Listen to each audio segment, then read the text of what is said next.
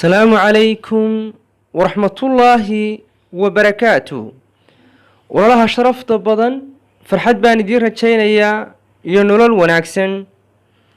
Muuqaalka waxaynu ku soo qaadanaynaa fake attitude waa habdhaqanka beenta ee dadka qaar ay sameeyaan ama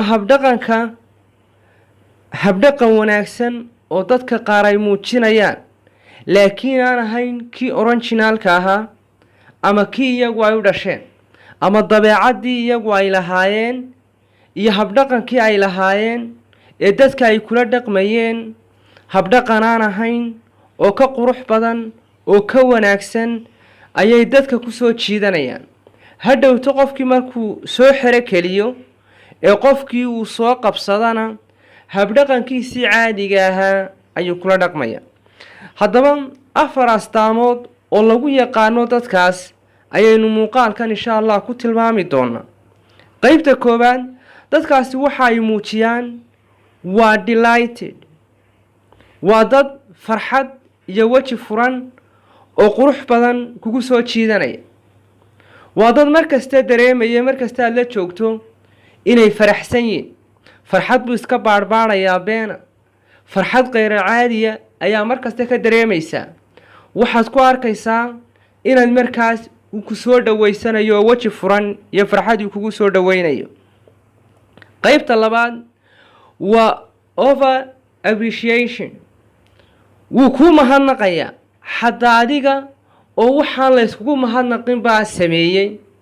tusaale ahaan kursi ay hor yaalla ayaa dhinacan uga duday, aad buu kugu mahadnaqaya.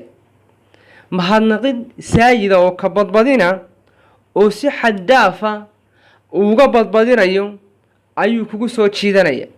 markaasaa isoomaysaa war qofku wanaagsana waxba umaad samayne waxa u samaysay ma jirta mahadnaqa intaa leeg uu ku samaynayaa maxay tahay.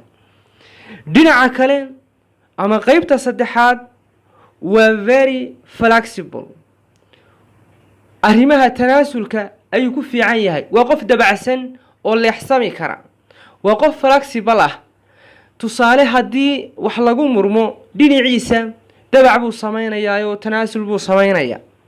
ama marka wax la wado wuxuu kaa dhigayaa qofka adigu saxsan markasta ayuu kaa dhigayaa. isagu qof tanaasulaya ayuu iska dhigayaa. qof dabacsan oo flexible oo tanaasulku dhinaciisa uu ka imanayo ayuu iska dhigayaa. laakiin arrinta ugu dambaysa ee lagu yaqaanaa waxa weeyaan waa immediately change, si degdega ayuu isku bedelayaa oo dabeecadiisii caadiga ahayd ugu laabanaya ama dabeecad adag oo qalafsan ula soo baxaya. Wassalaamu calaykum.